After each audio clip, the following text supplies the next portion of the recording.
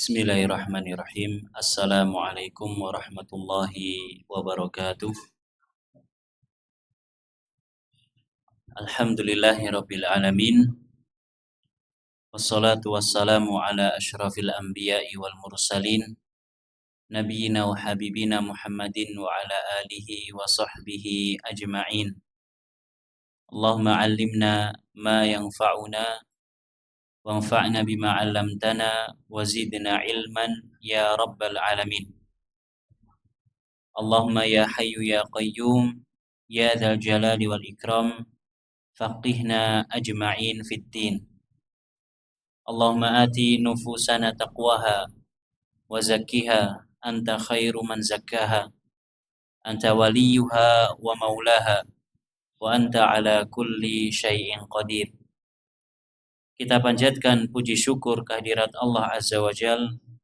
Salawat dan salam semoga senantiasa tercurahkan kepada baginda kita, uswah hasanah kita Nabi Agung Muhammad sallallahu alaihi wasallam, kepada keluarga beliau, para sahabatnya, serta segenap umat yang setia mengikuti jalan hidup beliau dengan baik dan benar. Bapak Ibu dan hadirin rahimakumullah, insyaallah di malam ini kita akan melanjutkan kajian dari Syarah Ushul Tsalatsah, di mana pertemuan yang lalu kita membahas tentang satu ibadah yang mulia. Salah satu ibadah hati yaitu al-khasyah, rasa takut kepada Allah Subhanahu wa taala yang didasari atas ilmu. Kita sampai pada pemaparan dari penulis Syekh Dr. Abdul Muhsin Al-Qasim hafizahullah.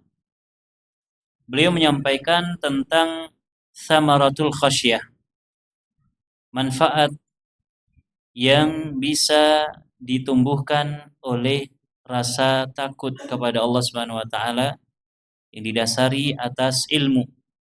Samarah maknanya adalah buah. Buah dari rasa takut kepada Allah Subhanahu wa taala. Faidah daripada rasa takut kepada Allah Subhanahu wa taala. Kata beliau, "Wa man khasyiya rabbahu razaqahu Allahu hayatal qalbi." Barang siapa yang memiliki rasa takut kepada Rabb-nya, barang siapa yang takut kepada Allah Subhanahu wa taala dengan rasa takut yang didasari di atas ilmu tentang Allah Subhanahu wa taala, maka Allah akan memberikan rizki kepadanya berupa hayatal qalbi, hidupnya hati. Orang yang takut kepada Allah dan rasa takutnya ini didasari di atas ilmu, maka Allah akan berikan kepadanya kehidupan hati. Hatinya tidak akan sakit atau malah mati. Karena hati itu, Bapak Ibu rahimakumullah, ada hati yang hidup, hati yang sehat, hati yang salim, ada pula hati yang sakit, qalbun marid, hati yang sakit. Dan ada pula yang qalbun mayyit, hati yang mati. Jadi hati itu ada tiga, ada yang hidup, sehat, kemudian yang kedua ada hati yang sakit, dia hidup, tapi dia sakit. Dan yang ketiga adalah hati yang mati. Hati yang hidup, hati yang senantiasa ingat kepada Allah Subhanahu wa taala. Hati yang senantiasa menundukkan seluruh anggotanya untuk tunduk dan patuh taat kepada Allah Subhanahu wa taala. Hati yang senantiasa berusaha untuk meniti jalan Rasulullah sallallahu alaihi wasallam. Adapun hati yang sakit, Adapun hati yang sakit, dia adalah hati yang ada kehidupan padanya, namun tertimpa penyakit-penyakit hati, tertimpa penyakit-penyakit hati. Baik penyakit tersebut berupa syubhat, pemikiran-pemikiran yang menyimpang, pemikiran-pemikiran yang keblinger, yang nyeleneh, yang menyelisihi pemahaman yang benar, namanya syubhat. Atau penyakit hati yang lainnya yang berupa syahwat, keinginan-keinginan untuk memuaskan nafsu. Kemudian yang ketiga, hati yang mati, hati yang sama sekali tidak mengenal Allah Subhanahu wa taala, hati yang tidak peduli dengan masalah akhiratnya, dengan kesudahan setelah kehidupannya. Adapun orang yang memiliki rasa takut kepada Allah, dia memiliki khasyah, takutnya kepada Allah didasari atas ilmu tentang Allah, maka Allah akan berikan kehidupan hati. Wantafa'a minal mawa'izi wal ibar. Dan dia akan mampu mengambil manfaat dari setiap mau'idhah. Mau'idhah dalam bahasa kita biasanya diartikan dengan nasihat atau wejangan. Mau'idhah dalam bahasa kita biasa diterjemahkan dengan nasihat atau wejangan. Dan sering kita dengar kalimat ini. Ya, silahkan Pak Ustadz memberikan mau'idhah hasanah.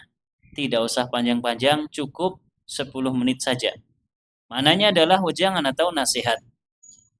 Namun mau'idhah pada asalnya dia adalah perintah dari Allah Subhanahu wa taala serta larangannya. Pada asalnya maknanya adalah seperti itu. Karena di dalam Al-Qur'an kalimat mau'idhah biasanya dikaitkan dengan perintah dan larangan dari Allah Subhanahu wa taala. Di antaranya di dalam surat An-Nisa, saya lupa berkaitan dengan tentang hubungan suami istri kalau tidak salah. Cuman tepatnya saya lupa. Wal ibar, demikian pula pelajaran-pelajaran, ibroh. Ibar jamak dari ibroh, maknanya adalah pelajaran. Setiap dia menjalani kehidupan, dia akan menjumpai pengalaman-pengalaman yang berharga untuk dirinya. Dia bisa mengambil pelajaran dari setiap kejadian yang dia alami atau dialami orang lain. Bahkan dari setiap kisah-kisah yang Allah sebutkan di dalam Al-Quran. Di dalam Al-Quran Allah banyak sebutkan kisah-kisah umat terdahulu. Demikian pula umat-umat yang dekat zamannya dengan zaman Nabi SAW. Demikian pula umat Islam itu sendiri. Para sahabat radhiyallahu anhum bersama Nabi dan orang-orang yang ada di sekitar mereka. Maka orang yang hatinya hidup, dia akan bisa mengambil pelajaran dari kisah-kisah mereka, dari kehidupan mereka. Kemudian penulis membawakan sebuah ayat, sayadzakkaru may yakhsha. Orang yang memiliki rasa takut kepada Allah, dia akan senantiasa ingat. Dan Allah juga berfirman, inna fi dzalika la'ibratan liman yakhsha. Pada perkara yang demikian itu benar-benar terdapat ibrah, pelajaran bagi orang yang memiliki rasa takut kepada Allah Subhanahu wa taala yang didasari di atas ilmu.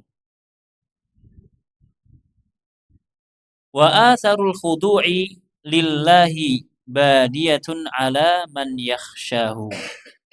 Dan pengaruh daripada rasa tunduk kepada Allah Subhanahu wa taala akan nampak jelas bagi orang yang takut kepadanya. Orang yang takut kepada Allah, di mana rasa takut ini dibangun di atas ilmu, maka akan nampak jelas kepatuhannya, ketundukannya kepada Allah Subhanahu wa taala. Allah berfirman, "Taqsya'irru minhu juludul ladzina yakhshawna rabbahum.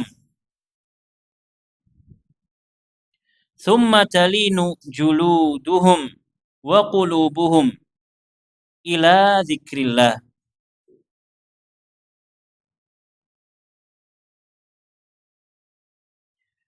Allah Subhanahu wa taala berfirman, "Taqsya'iru minhu juludul ladzina yakhshawna rabbahum." Orang yang memiliki rasa takut kepada Allah Subhanahu wa taala, di mana rasa takut tersebut didasari di atas ilmu, maka tatkala dibacakan ayat-ayat Allah, tatkala dia ingat kepada Allah Subhanahu wa taala, mengingat Allah Subhanahu wa taala, maka kulitnya akan bangun, ya, akan merinding. Dibacakan ayat Allah Subhanahu wa taala akan sadar.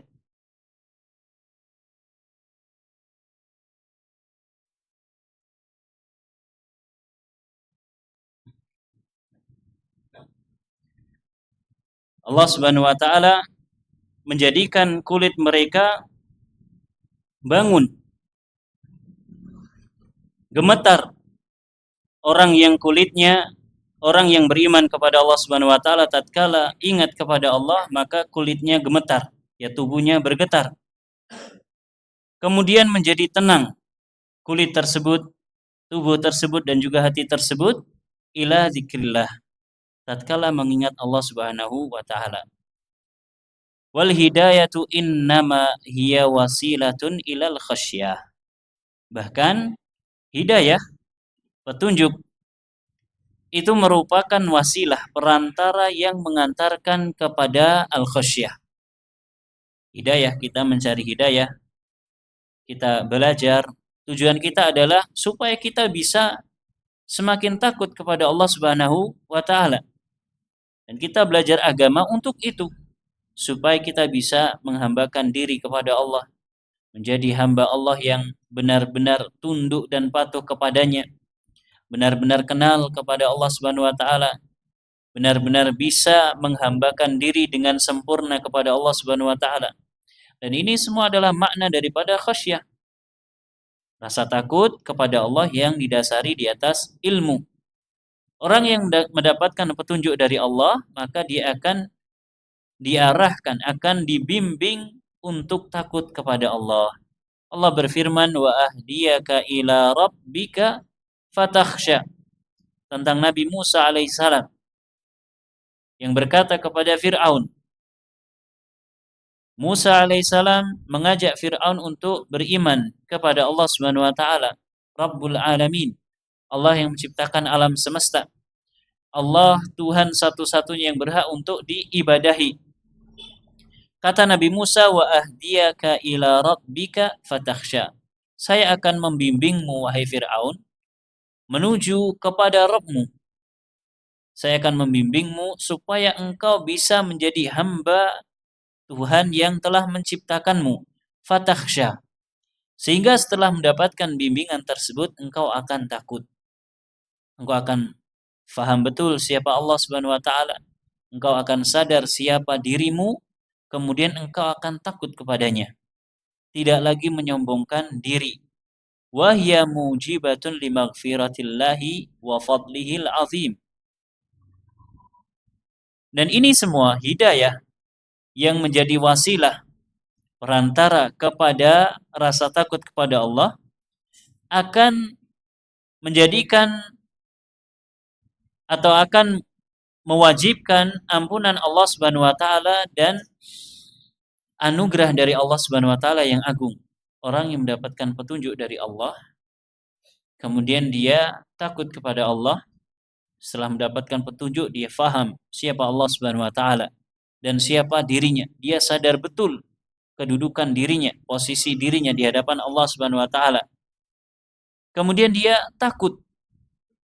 Dia takut kepada Allah Subhanahu wa taala dengan rasa takut yang didasari di atas ilmu tersebut. Maka ini semua akan mendatangkan ampunan dari Allah Subhanahu wa taala. Akan datang ampunan dari Allah Subhanahu wa taala dan juga anugerah, keutamaan dari Allah yang sangat agung. Allah berfirman, innal ladzina yakhshawna rabbahum bil ghaibi lahum maghfiratu wa ajrun kabir. Sungguh orang-orang yang takut kepada Rabb-nya Sungguh orang-orang yang takut kepada Allah Subhanahu wa taala bil ghaib, tatkala dia bersendirian, atau dia takut kepada Allah Subhanahu wa taala padahal dia tidak pernah melihat Allah Subhanahu wa taala. Maka orang-orang yang semacam ini lahum maghfirah. Dia akan mendapatkan ampunan Subhanahu wa taala dan juga pahala yang besar. Bapak Ibu dan hadirin rahimakumullah. Siapa di antara kita yang sudah pernah melihat Allah? Tidak ada satupun di antara kita yang pernah melihat Allah Subhanahu wa taala. Tidak ada satupun. Bahkan Nabi sallallahu alaihi wasallam tatkala ditanya oleh ibunda kita Aisyah radhiyallahu anha, "Hal ra'aita rabbak?" Apakah engkau wahai Nabi pernah melihat Rabbmu secara langsung? Pertanyaan Aisyah disampaikan kepada Nabi tatkala Nabi menyampaikan tentang kejadian Isra Mi'raj. Allah angkat Nabi SAW sampai pada titik di mana Jibril pun minta izin tidak bisa menemani. Aisyah bertanya, "Hal ra'aita rabbak?" Apakah engkau wahai Nabi pernah melihat Allah Subhanahu wa taala? Jawaban Nabi adalah sallallahu alaihi wasallam, "Nurun anna arahu." Ada cahaya yang menghalangi, yang menjadi hijab Allah Subhanahu wa taala. Anna arahu, bagaimana mungkin saya akan bisa melihat Allah Subhanahu wa taala? Kesimpulannya apa? Nabi belum pernah melihat Allah secara langsung. Nabi belum pernah melihat Allah secara langsung. Maka orang yang mengaku dia pernah melihat Allah, bertemu dengan Allah, orang semacam ini berarti pengakuannya adalah dusta, bohong. Kalau ada orang yang mengaku pernah melihat Allah Subhanahu wa taala, maka pengakuan ini adalah pengakuan yang dusta, bohong. Nabi saja belum pernah lihat secara langsung. Apalagi manusia selain Nabi. Tidak ada manusia yang lebih mulia dibandingkan para nabi, kemudian para rasul, kemudian ulul azmi. Dan yang paling mulia dari para ulul azmi adalah Nabi kita Muhammad sallallahu alaihi wasallam. Beliau pun belum pernah melihat Allah secara langsung. Bagaimana dengan selainnya? Maka dusta kalau ada orang yang mengaku pernah melihat Allah Subhanahu wa taala. Apalagi mengaku bersatu dengan Allah Subhanahu wa taala. Basa Arabe wahdatul wujud. Basa Jawane manunggaling kawula lan Gusti. Orang mau ibadah sampai napa? Sampai habis-habisan tenaganya, tidak akan bisa untuk bersatu dengan Allah Subhanahu wa taala. Orang mau semedi, yang katanya semedi ini bisa membersihkan jiwa, bisa menghubungkan kepada Sang Pencipta, kemudian bisa bersatu dengan Sang Pencipta. Tidak akan mungkin bisa bersatu dengan Allah Subhanahu wa taala. Semua itu adalah pengakuan yang dusta. Nah, dalam ayat ini Allah sampaikan, manusia belum ada yang pernah melihat Allah secara langsung. Namun berarti Allah Subhanahu wa taala gaib. Allah gaib. Namun dalam situasi yang demikian, mereka tidak pernah melihat Allah Subhanahu wa taala secara langsung, tapi mereka punya rasa takut kepada Allah Subhanahu wa taala. Mereka takut kepada Allah dengan rasa takut yang didasari di atas keilmuan, di atas pengetahuan dia tentang Allah Subhanahu wa taala. Maka Allah berikan ganjaran. Apa ganjarannya? Ampunan dari Allah Subhanahu wa taala dan juga anugerah keutamaan yang besar. Tadi saya sampaikan, mana yang lainnya adalah orang yang takut kepada Allah Subhanahu wa taala tatkala bersendirian. Tatkala sendiri tidak ada orang yang melihatnya. Tatkala sendiri hanya dirinya sendiri saja. Maka apakah dia ingat kepada Allah Subhanahu wa taala bahwasanya Allah senantiasa mengawasinya, melihatnya, mendengarnya. Ilmu Allah Subhanahu wa taala senantiasa meliputinya. Kalau dia ingat, Tatkala dia akan berbuat maksiat dikala sendiri, kemudian dia ingat, kemudian dia berhenti bertaubat dari kemaksiatan tersebut, dari keinginan untuk berbuat maksiat tersebut, maka Allah janjikan dengan apa yang ada dalam ayat ini. Lahum maghfiratu wa ajrun azim. Dia akan mendapatkan ampunan dan ganjaran yang besar di sisi Allah Subhanahu wa taala. Ampunan dan ganjaran yang besar wa mujibatun lin najatin na'im li jannatin na'im. Ini akan menyebabkan, mengharuskan orang yang mendapatkannya akan memperoleh surga Allah Subhanahu wa taala yang penuh dengan kenikmatan. Jadi pembahasan ini ada korelasi dengan pembahasan sebelumnya. Ya tadi apa? Paling pertama, orang yang saya dzakkaru may yakhsha. Orang yang punya rasa takut, hatinya akan hidup. Setelah itu apa? Akan muncul, akan nampak dari dirinya atharul khudu, bekas atau pengaruh ketundukan kepatuhan dirinya kepada Allah Subhanahu wa taala. Kemudian dia akan mendapatkan hidayah dari Allah, di mana hidayah ini akan mengantarkannya kepada rasa takut kepada Allah. Lalu orang yang punya rasa takut, memiliki rasa takut kepada Allah, dia akan memperoleh ampunan dan ganjaran yang besar. Orang yang dapat ampunan dan ganjaran yang besar, maka dia berhak untuk merasakan jannatun na'im, surga Allah Subhanahu wa taala yang penuh dengan kenikmatan. Allah berfirman, jazaa'uhum 'inda rabbihim jannatu 'adni tajri min tahtihal anharu khalidina fiha abada radhiyallahu anhum wa radu an dzalika liman khasyiya rabbah. Surat napa niki? Surat napa? Al-Bayyinah. Lam yakunil ladzina kafaru. Ayat yang keberapa? Ayat yang terakhir. Jazaa'uhum, ganjaran, balasan pahala untuk mereka inda rabbihim, di sisi Rabb mereka, di sisi Allah Subhanahu wa taala, jannatu adnin, yaitu surga Aden.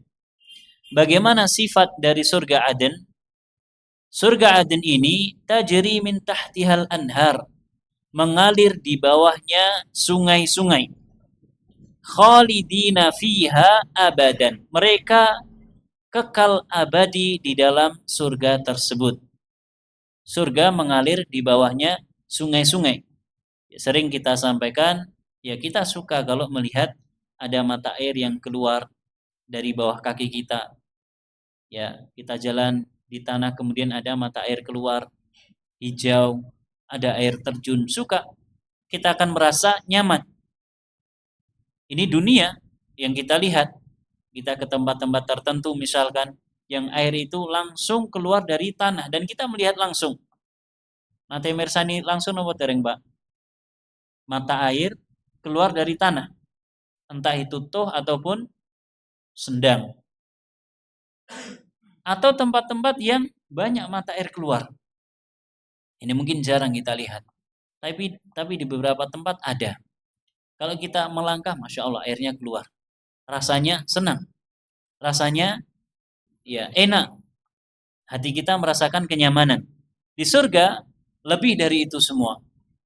Dan kita akan kekal abadi di dalam surga. Orang yang bagaimana sifatnya? Radhiyallahu anhum wa radu'an. Allah ridho kepada mereka. Dan mereka pun ridho kepada Allah Subhanahu wa taala. Mereka ridho kepada Allah Subhanahu wa taala kepada pemberian Allah Subhanahu wa taala. Allah kalau sudah ridho kepada manusia, maka Allah akan berikan ganjaran terbaik untuk manusia tersebut. Dan manusia akan ridho, pasti akan ridho terhadap pemberian Allah Subhanahu wa taala. Dzalika liman khasyiya rabbah. Ini semua ganjaran yang semacam ini, surga Aden, dan juga apa yang ada di dalamnya, Allah berikan kepada orang yang memiliki rasa takut kepada Rabb-nya, kepada Allah Subhanahu wa taala. Khasyiya rabbahu. Rasa takut yang didasari di atas ilmu. Karena itu Bapak Ibu rahimakumullah, beda antara khauf dan khasyah. Khauf rasa takut, khasyah rasa takut yang didasari di atas ilmu. Karenanya tugas kita adalah terus dan terus menuntut ilmu, ilmu agama, belajar tentang agama Islam, belajar tentang Allah Subhanahu wa taala, belajar tentang Al-Qur'an, belajar tentang hadis-hadis Nabi, isinya, kandungannya, penjelasannya, tafsir daripada Al-Qur'an, supaya kita memiliki ilmu. Dan di atas ilmu yang kita miliki tersebut tumbuh rasa takut kepada Allah Subhanahu wa taala. Akan beda orang yang takut kepada Allah dengan dasar ilmu dan selainnya. Wa akhsyan nasi lillahi a'rafuhum bihi. Orang yang paling khasyah, orang yang paling takut kepada Allah Subhanahu wa taala adalah orang yang paling kenal dengan Allah Subhanahu wa taala. Semakin seseorang kenal Allah, semakin seseorang faham tentang Allah Subhanahu wa taala, mengenali Allah Subhanahu wa taala, maka rasa takutnya kepada Allah akan semakin besar. Dan ini pernah kita contohkan. Akan berbeda orang yang punya ilmu dengan orang yang tidak punya ilmu. Wal alimu haqqan huwa man khasyallah. Seorang alim yang sejati, seorang alim yang sebenarnya, yaitu adalah orang yang punya rasa takut kepada Allah. Orang belajar ilmu agama sampai safar ke negeri-negeri, ketemu dengan syekh-syekh, sehingga ilmunya banyak sampai sundul langit, saking banyaknya ilmunya. Tapi dia tidak punya rasa takut kepada Allah Subhanahu wa taala. Baik tatkala dia sendiri ataupun tatkala di keramaian, tatkala bersama manusia. Maka orang yang semacam ini sejatinya dia adalah orang yang jahil, orang yang tidak punya ilmu, orang yang bodoh. Karena buah dari ilmu adalah rasa takut kepada Allah Subhanahu wa taala. Maka wajar ya kita sering melihat atau mendengar orang yang mengomentari, wong wis kaya ngono penampilane ini kok ya kaya ngono kelakuane. Standar manusia seperti itu. Maksudnya apa? Seharusnya orang yang sudah belajar kemudian menampakkan atharul ilmi, pengaruh daripada ilmu tersebut, buah efek dari ilmu tersebut pada dirinya, dia tampilkan, seharusnya dia mewujudkan, menampakkan bahwa dirinya adalah orang yang takut kepada Allah Subhanahu wa taala. Wal alimu haqqan huwa man khasyiya Allah. Orang yang benar-benar alim sejati, dia adalah orang yang takut kepada Allah Subhanahu wa taala. Allah berfirman, "Innama yakhsyallaha min ibadihil ulama." Kata Allah, orang yang takut kepada Allah hanyalah para ulama. Loh, itu ada ulama tapi ngawur dalam fatwanya. Itu ada ulama tapi ngomongnya ngaco dan seterusnya. Pripun, Pak? Ya ulama-ulamaan. Orang kan gampang mau menyematkan ya gelar ulama, gelar syekh, gelar kiai gampang. Gus gampang. Ora genah jeluntrunge lek sinau ning ndi, moro-moro jedul dadi Gus. Ora genah riwayat belajarnya di mana enggak jelas. Kemudian muncul-muncul jadi Gus. Akhirnya apa? Ngaco. Bukan memperbaiki umat dengan apa yang dia sampaikan. Bukan menasihati umat supaya umat menjadi lebih baik dalam beragama, dalam menghambakan diri kepada Allah. Agama itu kan hakikatnya adalah penghambaan diri kepada Allah. Bukan seperti itu, malah merusak agama. Malah merusak agama. Nanti ujung-ujungnya klarifikasi. Terus sudah. Lah kok pena? Taubat kepada Allah Subhanahu wa taala. Berhenti dari dari perbuatan-perbuatan semacam itu. Tidak cukup hanya klarifikasi saja. Perbaiki yang sudah dirusak. Apa gunanya ya disematkan dengan gelar-gelar semacam itu, namun tidak punya rasa takut kepada Allah Subhanahu wa taala. Lupa kalau nanti dia akan dihisab, akan diminta pertanggungjawaban di hadapan Allah Subhanahu wa taala. Innama yakhsyallaha min ibadihi al-ulama. Yang takut kepada Allah dari kalangan hambanya hanyalah para ulama. Para ulama sejati, bukan ulama yang diulama-ulamakan. Qala Syekhul Islam Ibnu Taimiyah, kullu man khasyallaha fahuwa alim. Kata Imam Ibnu Taimiyah, setiap orang yang punya rasa takut kepada Allah, di mana rasa takut ini didasari di atas ilmu, maka fahuwa alim, dia adalah seorang alim. Rasa takut kepada Allah harus didasari dengan ilmu, bukan hanya dengan dugaan. Karena sebagian orang takut kepada Allah Subhanahu wa taala, Sang Pencipta, Sang Penguasa alam semesta, namun hanya berdasarkan dugaan-dugaan saja. Hanya berdasarkan perasaan belaka. Maka ini tidak boleh. Rasa takut berdasarkan ilmu. Dari Al-Qur'an, dia belajar Al-Qur'an, dia berusaha untuk memahami isi Al-Qur'an, kembali kepada Al-Qur'an dan juga sunnah Nabi SAW.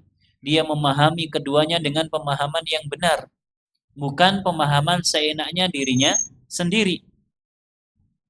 Wa hasbuka bil khasyati ilman. Kata penulis, seseorang atau engkau dengan rasa takut kepada Allah yang engkau miliki, cukup engkau dianggap sebagai orang yang memiliki ilmu. Terjemahan bebasnya semacam itu. Orang yang punya rasa takut, meskipun ilmunya sedikit, tapi rasa takutnya kepada Allah Subhanahu wa taala, sejatinya dia adalah orang yang punya ilmu.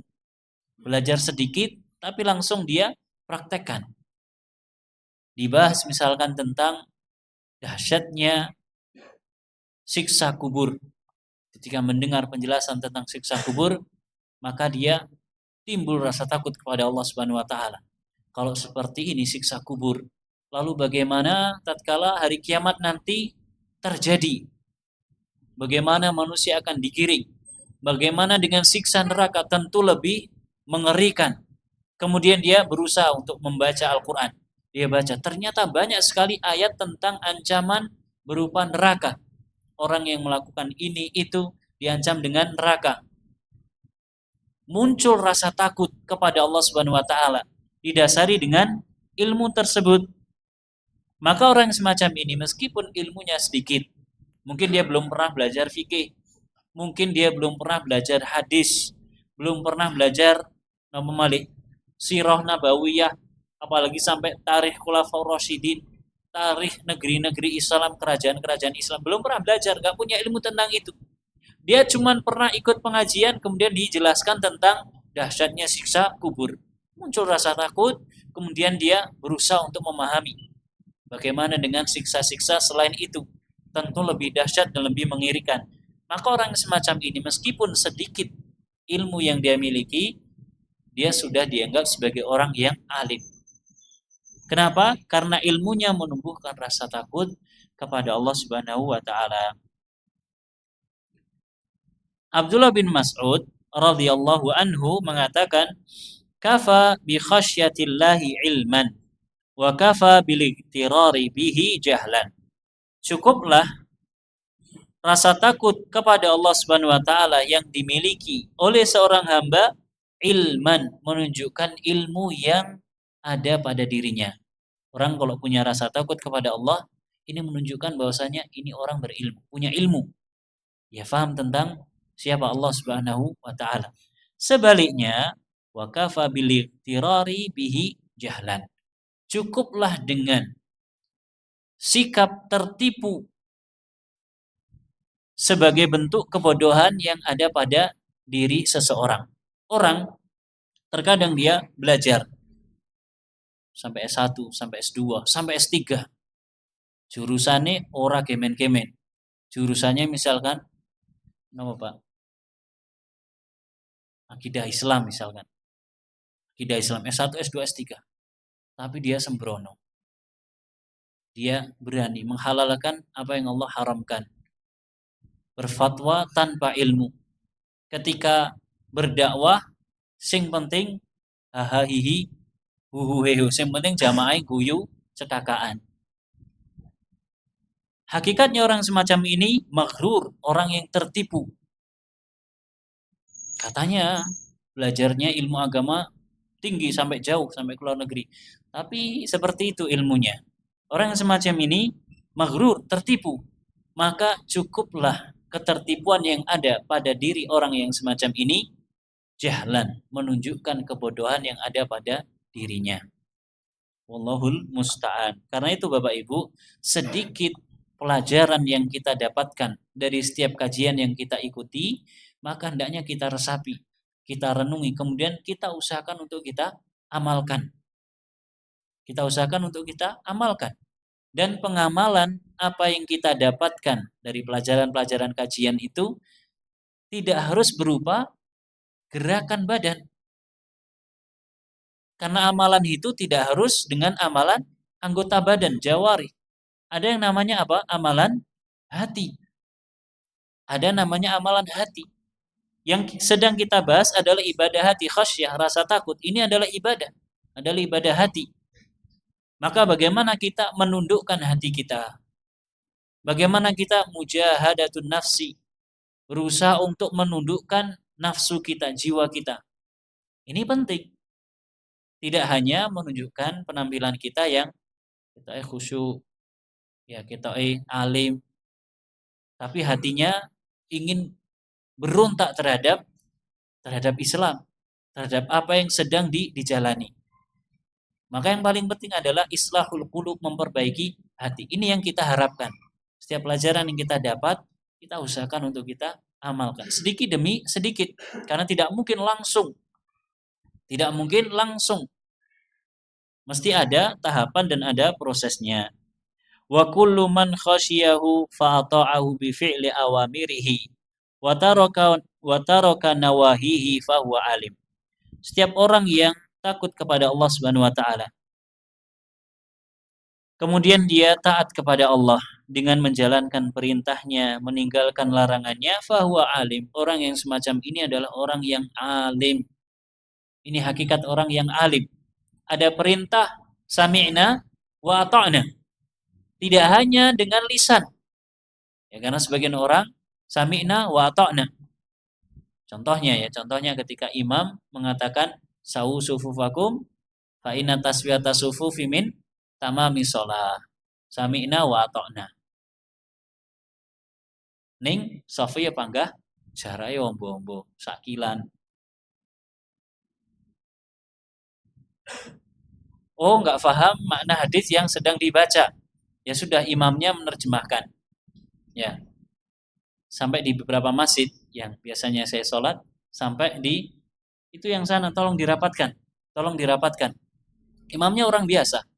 Imamnya apa jenis? Purnawirawan. Tolong yang sana dirapatkan. Ini adalah kesempurnaan sholat. Kemudian dibaca hadis tersebut. Ya, kemudian jamaah merapatkan. Maksud saya apa? Terkadang sebagian orang mengatakan sami'na wa ata'na. Hanya mengucapkan secara lafal saja. Kami mendengar dan kami taat. Tapi tidak dilakukan.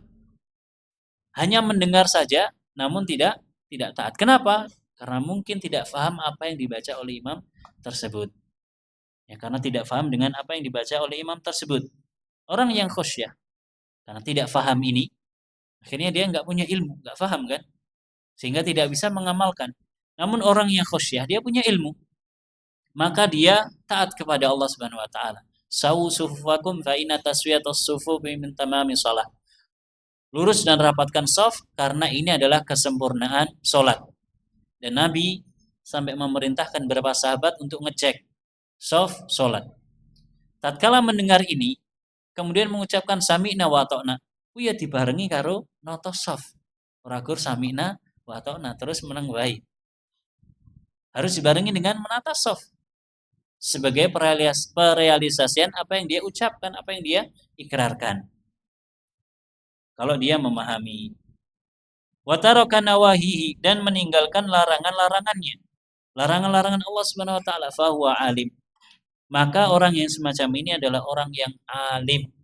Disebutkan misalkan riba itu haram, dan riba itu banyak jenisnya. Akad-akad yang seperti itu ini adalah riba. Ternyata ada orang yang kerja di tempat-tempat yang riba. Maka ketika mendengar riba itu haram dan terlarang, dia berusaha untuk meninggalkan. Tapi gajinya gede, eman-eman, 10 juta per bulan. Eman-eman betul, Pak? Eman-eman. Kapan lagi dapat gaji 10 juta per bulan? Tapi riba. Wis lah, tak tutup nih dhisik. Tahun ngarep tak resign. Pertemuan yang lalu kita sampaikan. Ya, seorang penyair Arab, saya lupa namanya, lupa lagi. Ketika mendengar Nabi SAW telah berhijrah, dia ingin masuk Islam, menemui Nabi ke Madinah. Dia dari Mekah. Ternyata dalam Islam khamr sudah diharamkan, karena sebelumnya belum haram, sekarang sudah haram. Mendengar informasi tersebut, tahun ngarep wae lah, tak ngombe dhisik setahun, tak marem ki dhisik, aku ngombe. Ternyata nggak sampai tahun depan, baru mau pulang belum sampai rumah jatuh dari ontanya. Maka jangan seperti itu. Ya, saya mendengar beberapa informasi dari teman-teman. Ya, ada sebagian orang yang ketika faham bahwasanya riba itu haram, dia justru mempersiapkan diri. Insya Allah saya 5 tahun lagi resign. Ojo 5 tahun, setahun kasih ya. Kemudian apa? Mengumpulkan sebanyak-banyaknya. Untuk apa? Untuk modal setelah resign. Modalnya dari apa?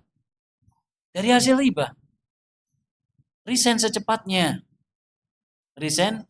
Hendaknya seperti itu. Ini orang yang punya khasyah, rasa takut kepada Allah didasari oleh ilmu. Gak nunggu-nunggu nanti, apalagi sampai nyempetin untuk golek modal dhisik. Allahul musta'an. Saya mendengar dari beberapa teman cerita seperti itu. Saya punya kenalan ini itu dan seterusnya. Allahul musta'an. Sebagaimana yang Allah firmankan, amman huwa qanitun ana al-laili sajidan wa qa'iman yahdharul akhirata wa yarju rahmata rabbih. Qul hal yastawil ladzina ya'lamuna wal ladzina la ya'lamun innama yatadzakkaru ulul albab. Ataukah orang yang qanit, senantiasa taat di dalam menjalankan ibadah. Qanit maknanya adalah orang yang taat, orang yang senantiasa taat. Qanit. Di antara lafaz qanit ini pecahannya adalah kunut, yang maknanya adalah senantiasa. Ana al-laili, dia senantiasa taat kepada Allah Subhanahu wa taala. Di setiap malam dia dalam kondisi bersujud dan juga dalam kondisi bangun. Maksudnya apa? Ketaatan tersebut mengantarkan dirinya untuk melaksanakan ibadah sholat malam. Di malam hari dia tidak tidur, namun dia beribadah kepada Allah Subhanahu wa taala. Dia beribadah kepada Allah dengan sujud, dengan berdiri. Sujud dan berdiri ini adalah makna dari sholat. Dia menjalankan sholat malam. Yahdharul akhirah. Dia menjalankan itu semua karena yahdharul akhirah. Karena takut terhadap balasan akhirat. Wa yarju rahmata rabbih. Dan dalam rangka untuk mencari rahmat Allah Subhanahu wa taala. Katakan wahai Nabi, apakah sama antara orang yang berilmu dan orang-orang yang tidak berilmu? Apakah sama, Pak, Bu? Tidak sama. Orang yang berilmu, maka ilmu yang dia miliki akan mendorongnya untuk beramal. Orang yang berilmu, ilmu yang dia miliki akan mendorongnya untuk khasyah, takut kepada Allah Subhanahu wa taala. Yang mana rasa takut ini akan mendorongnya untuk beramal. Di antara amalannya adalah amalan sholat malam yang dikerjakan di malam hari. tatkala manusia tertidur, maka dia bersendiri, berkhalwat dengan Allah Subhanahu wa taala, bermunajat kepada Allah Subhanahu wa taala. Qul hal yastawil ladzina ya'lamuna wal ladzina la ya'lamun? Apakah sama antara orang yang berilmu dengan orang yang tidak berilmu? Jawabannya tentu tidak sama. Tidak sama. Innama yatadzakkaru ulul albab. Yang banyak mengingat Allah Subhanahu wa taala hanyalah ulul albab, orang-orang yang memiliki akal kecerdasan. Ulul albab, akalnya dipakai untuk apa? Untuk memahami ajaran Islam, memahami Al-Qur'an, memahami hadis, untuk takut kepada Allah Subhanahu wa taala, bukan untuk mengakali agama, bukan untuk ngakal-ngakali agama. Wallahu taala a'lam.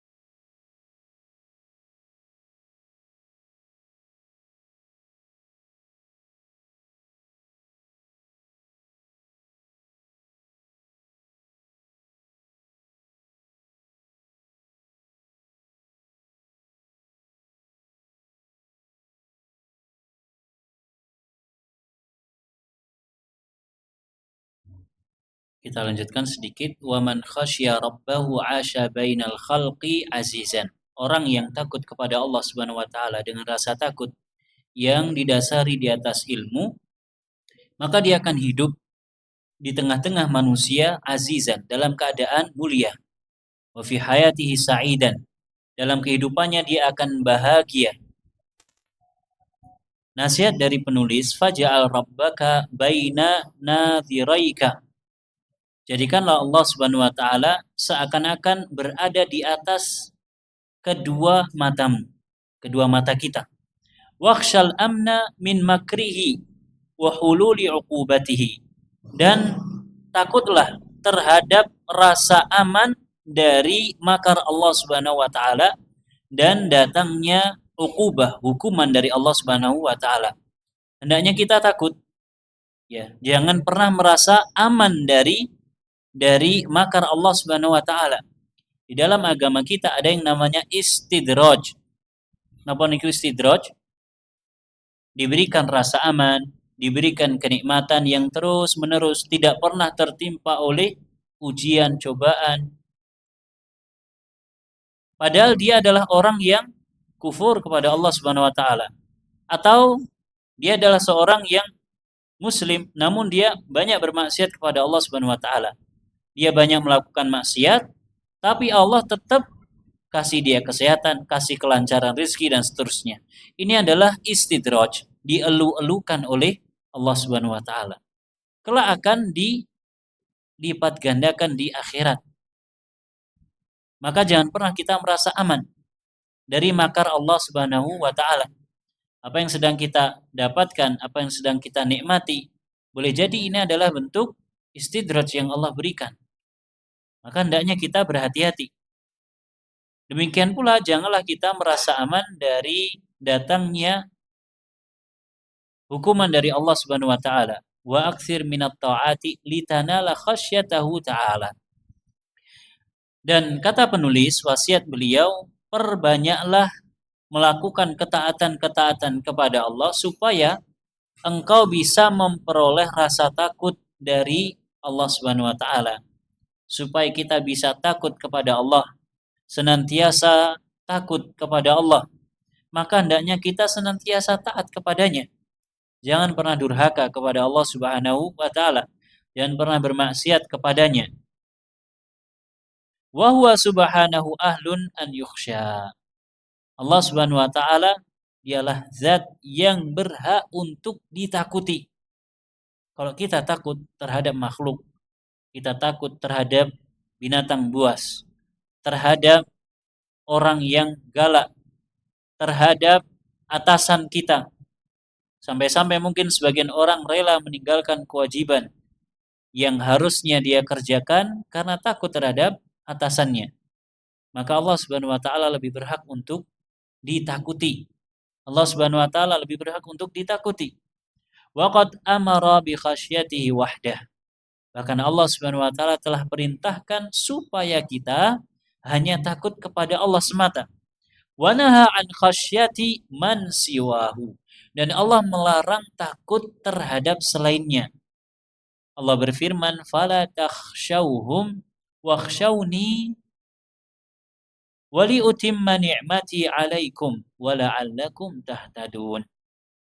Maka janganlah kalian takut kepada mereka dan takutlah hanya kepadaku, kepada Allah Subhanahu wa taala. Dan supaya aku akan menyempurnakan kenikmatanku kepada kalian dan supaya kalian mendapatkan petunjuk. Allah melarang kita takut kepada selainnya, kepada selain Allah Subhanahu wa taala, dengan rasa takut ibadah, dengan rasa takut pengagungan. Dan Allah perintahkan supaya kita hanya takut kepadanya semata. Apa tujuannya? Dengan demikian Allah akan sempurnakan kenikmatan yang Allah berikan kepada kita, baik di dunia ataupun di akhirat kelak. Dan Allah akan berikan hidayah kepada kita dengan sebab rasa takut kepadanya semata. Yang terakhir, wa khasyatul makhluqi minal makhluqi dhullun wa khudu'un liman la yastahiqul khudu'. Rasa takut yang ada pada makhluk terhadap makhluk yang lain sejatinya itu adalah perendahan diri, penghinaan diri dan ketundukan terhadap sesuatu yang tidak berhak untuk ditunduki. Makhluk itu kan tidak punya hak untuk kita tunduk kepadanya. Apalagi sampai kita merendahkan diri kita kepadanya. Dia tidak berhak. Maka kalau kita takut kepada makhluk, sejatinya kita sedang takut kepada sesuatu yang tidak berhak untuk ditakuti. Diarahkan kepadanya ketundukan. Takut sama jin, takut sama setan, genderuwo, penunggu rumah kosong, penunggu rumah angker, rumah terbengkalai, napa malih, bangunan-bangunan kuno yang mistis. Ini takut kepada makhluk. Ini adalah bentuk takut kepada makhluk. Yang sejatinya makhluk itu sama seperti kita, sama-sama lemah. Dan mereka sama seperti kita tidak berhak untuk diarahkan rasa takut. Rasa takut ibadah, rasa takut yang dibarengi dengan ketundukan, perendahan diri. Sehingga tidak perlu kita sampai membuat sesaji misalkan supaya tidak diganggu. Kita membuat serah-serahan, menyembelih untuk mereka supaya mereka tidak ngamuk dan seterusnya. Arwahnya tidak gentayangan dan seterusnya. Ini takut kepada makhluk. Mereka sama seperti kita. Mereka lemah. Kita pun juga lemah. Makhluk semuanya lemah. Makhluk semuanya lemah. Dan bahkan mereka adalah makhluk halus. Kalau kita makhluk apa? Kasar. Kasar lawan halus, menang pundi? Menang yang kasar. Mereka muncul jenengan antem tembus. Mereka mau ngantem kita, nggak kena, ya kan? Tembus juga. Maksudnya apa? Maksud saya kita dan mereka sama-sama makhluk, sama-sama lemah. Terus siapa yang kuat? Yang kuat adalah yang memohon pertolongan kepada yang maha kuat, Al-Qawi, Allah Subhanahu wa ta'ala. Nah, jenengan dihadapkan dengan makhluk-makhluk yang menghantui jenengan, jangan takut. Berlindunglah kepada Allah Subhanahu wa taala. Bersandarlah kepada Allah Subhanahu wa taala. Mereka lemah, kita juga lemah. Tapi kita bersandar kepada Al-Qawi, Allah Subhanahu wa taala yang Maha Kuat. Maka mereka akan kalah. Sehingga tidak ada lagi rasa takut kepada makhluk halus. Tapi medeni moro-moro mak sliwer. Ajal kon mandek. Dijak ngopi. Rasa seliwar-seliwar ngaget-ngageti, mandek ini mandek linggo ngopi bareng. Gak akan berani. Beraninya mereka hanya seperti itu. Nate sing sering ngoten niku, Pak. Nate, sering nate, alhamdulillah. Saya pernah lagi jalan mak sret. Ajak balapan. Ya, kita naik motor boncengan dari Wonosari, dia lewat alas-alas ngajak balapan. Allahul musta'an. Mereka takut untuk menampakkan diri secara sempurna. Tidak akan berani. Kenapa? Karena kita berusaha untuk berlindung kepada Al-Qawi, Allah Subhanahu wa taala yang Maha Kuat. Sedangkan mereka tatkala ganggu kita sedang melakukan kezaliman. Apakah Allah akan menolong pelaku kezaliman? Gak akan ditolong sama Allah Subhanahu wa taala. Kalaupun dia memohon pertolongan kepada Allah, ya Allah tolonglah saya mau menzalimi manusia ini. Saya mau menzalimi manusia ini, saya mau nakut-nakuti manusia ini. Gak akan ditolong sama Allah Subhanahu wa taala. Harus kita hilangkan rasa takut kita kepada makhluk, termasuk makhluk-makhluk gaib, makhluk-makhluk halus. Roh-roh yang nunggu dusun, nunggu ini, nunggu pohon dan seterusnya, kita hilangkan. Sama, mereka makhluk, kita juga makhluk. Sama-sama lemah di hadapan Allah Subhanahu wa taala. Namun kita memohon pertolongan kepadanya, kepada Allah Al-Qawi yang Maha Kuat. Fal khasyatu ibadatun azimah. Kesimpulannya, rasa takut merupakan ibadah yang agung. Min ajallil ibadat. Bahkan merupakan ibadah yang paling mulia. Wasarfuha li ghairillahi syirkun.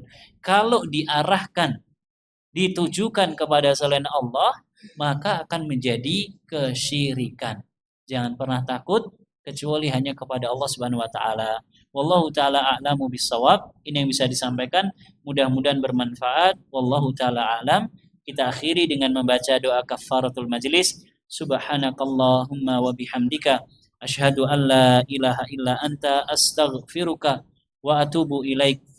Sallallahu ala nabiyyina Muhammad wa ala alihi wa sahbihi wa sallama tasliman katsira. Wassalamualaikum warahmatullahi wabarakatuh.